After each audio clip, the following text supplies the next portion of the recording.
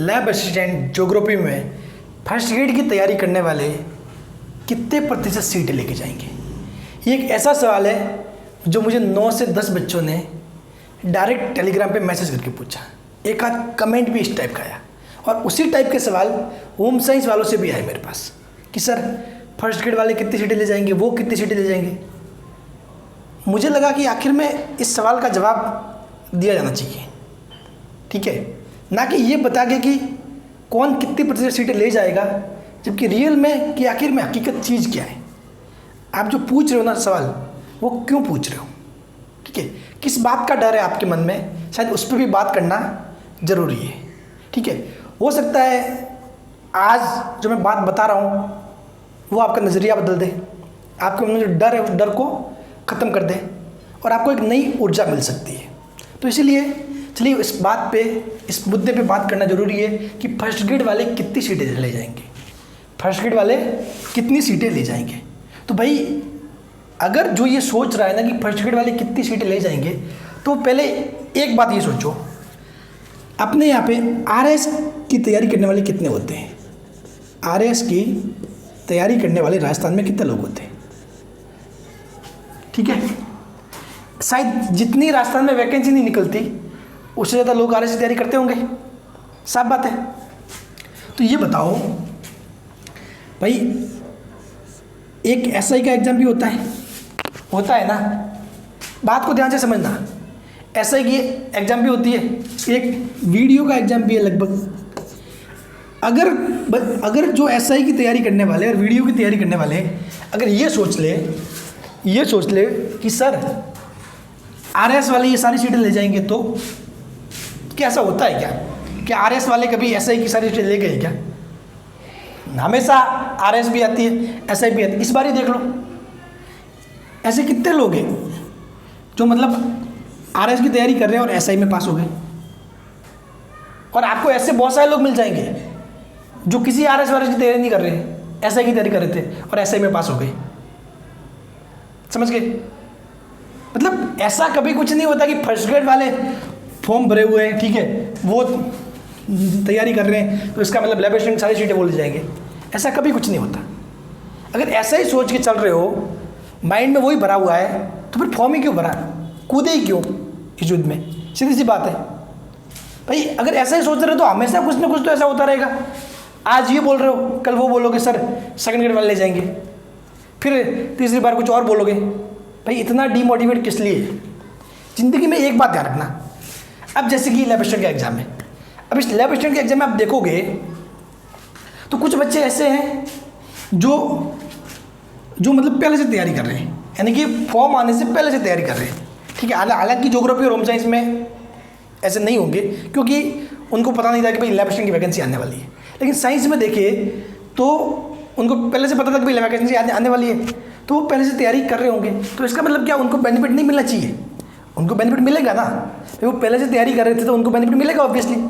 तो इसका मतलब ये थोड़ी ना हुआ कि मतलब जो वैकेंसी आने पे तैयारी की है उनका किसी का सिलेक्शन होगा ही नहीं, उनका भी होगा। जो अच्छा पढ़ेगा वो उनका होगा, लेकिन जो पहले से पढ़ रहा है उसको थोड़ा सा बेनिफिट तो होगा ही, ऑब्वियसली होगा, ठीक है, इसमें कोई दो राय नहीं है। लेकिन वो पहले से पढ़ रहा है, वो भी कैसे पढ़ा है, किस हिसाब से पढ़ा है, किस ढंग से पढ़ा है, कितना पढ़ा है, सिर्फ पढ़ा है, पढ़ने का दिखावा किया है, वो भी मैटर करता है। समझ गए? तो इस चीज़ से कोई फर्क नहीं पड़ता कि आप किसकी तैयारी कर रहे हो। मतलब अगर आरएस की तैयारी कर रहे हो तो आप ये पटवारी निकाल दोगे, वीडियो निकाल दोगे, कोई ज़रूरी नहीं है ऐसा कोई ज़रूरी नहीं है, ठीक है। ये मतलब बातें दिमाग में पता नहीं कहाँ से आ जाती है कि यार ये तो आरएस की तैयारी किया हुआ है, ये पटवारी तो इजीली निकाल देगा, ये वीडियो इजीली निकाल देगा, ये ऐसा इजीली निकाल देगा। ऐसा कुछ भी नहीं होता है, ऐसा कभी भी नहीं होता है। चीज़ें एक एग्ज़ाम पास करने के लिए सिर्फ एक सिलेबस ही उतना मैटर नहीं करता, टाइमिंग और उस एग्ज़ाम के दौरान जो 2 घंटे 3 घंटे का समय मिलता है, वो चीज़ें, आपके आसपास का माहौल, बहुत सारे फैक्टर मैटर करते हैं। समझ गए? ऐसे नहीं कि सिर्फ आरएस की तैयारी कर ली इसका मतलब सारे एग्ज़ाम निकाल दिए। तो प्लीज़ ज्योग्राफी वाले, आप ये सोच के चल रहे हो कि फर्स्ट ग्रेड वाले सारी सीटें ले जाएंगे, तो इस गलतफहमी के चक्कर में डीमोटिवेट मत होना, ठीक है। हाँ, कुछ सीटें ले जाएंगे, इसमें कोई दो राय नहीं है, कुछ सीटें वो ले ही जाएंगे। तो जो उनमें भी कौन ले जाएंगे? जो अच्छे पढ़ने वाले होंगे वो ही ले जाएंगे।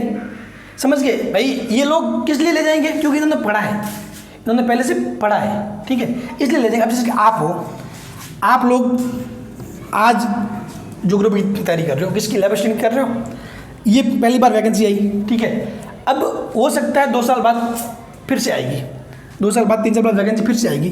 तो जो इंसान, कुछ इंसान ऐसे भी होंगे, कुछ बच्चे ऐसे भी होंगे जिन्होंने अब की बार एग्जाम दिया लेकिन वो सफल नहीं हुए, लेकिन दूसरी बार जब वैकेंसी आएगी तब देंगे। तो क्या दूसरी बार जो नए बच्चे फॉर्म भरेंगे वो अगर ये सोच के बैठ जाए कि नहीं, कुछ बच्चे ऐसे हैं जो पहली बार में चूक गए थे 1-2 नंबर से, वो सारी सीटें ये ले जाएंगे, तो फिर क्या ये फॉर्म ही ना भरे, ये तैयारी ना करे? भाई इंसान मेहनत करेगा तो हो सकता है एक बार सफल हो जाए, एक बार असफल हो जाए, दूसरी बार तो सफल होगा।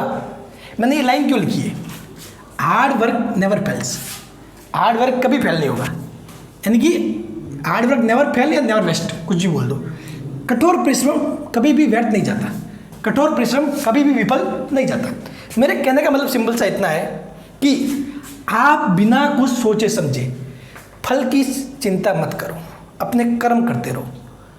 किसी ने कहा है ना सही में कि आप अपने कर्म पे ध्यान दो, फल की चिंता मत करो। फल तो मिलना ही है, आपके कर्म अच्छे हैं तो फल तो मिलना ही है। तो आप अपनी मेहनत पे ध्यान दो ना, मेहनत पे ध्यान दो। कौन कितनी सीटें ले जाएगी ये चीज़ें सोचकर अपना टाइम वेस्ट क्यों कर रहे हो? आप अपनी मेहनत पे ध्यान दो। और ये मैं गारंटी देता हूँ, अगर आपने अपनी मेहनत पे ध्यान दिया है ना, मेहनत पे काम किया है ना, ठीक है, कठोर परिश्रम किया है ना, तो हो सकता है इस बार आपका लैब असिस्टेंट में सिलेक्शन ना भी हो, मान लिया ना भी हो, लेकिन इस लैब असिस्टेंट में नहीं तो अगली किसी वैकेंसी में हो जाएगा, समझ गए? या फिर अगली कोई वैकेंसी नहीं, मतलब ये हो सके 2 साल बाद आ जाए तो 2 साल बाद वाली में हो जाएगा, समझ गए? आज का जो परिश्रम किया हुआ, आज की जो मेहनत की हुई कभी व्यर्थ नहीं जाएगी, ध्यान रखना।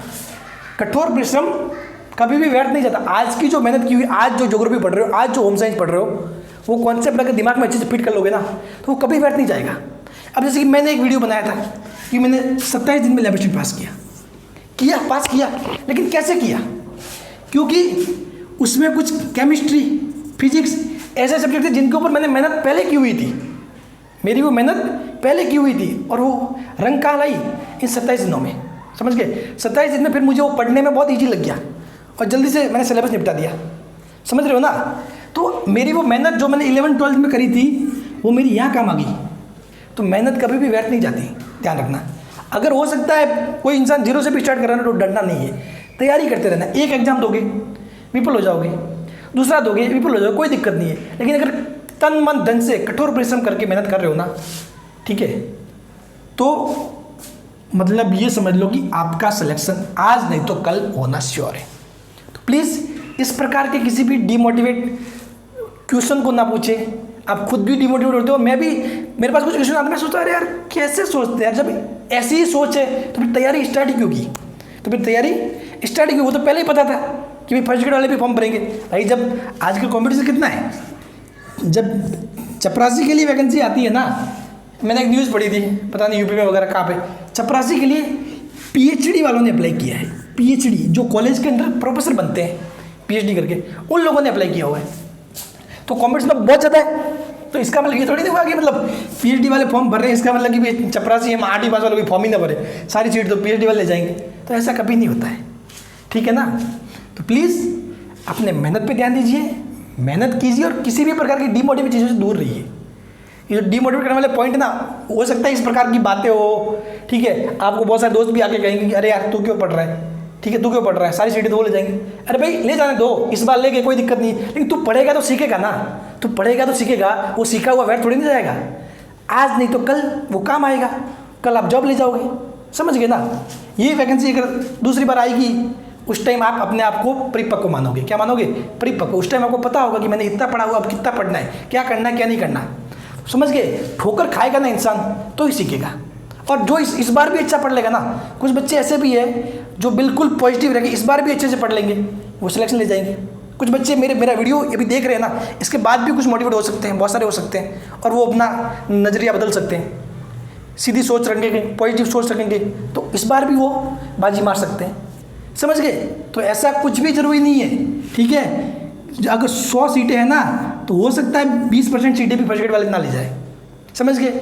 आप लोग अगर अच्छा पढ़ोगे तो आप लोगों की होगी, ठीक है? तो प्लीज़ इस टाइप की बातों में ना फंसे, कि फर्स्ट ग्रेड वाले ले जाएंगे वगैरह वगैरह, इन चीज़ों से डिमोटिवेट ना भी होना है और अपने मेहनत पे ध्यान देना है। मेहनत कभी व्यर्थ नहीं जाएगी। Thank you so much.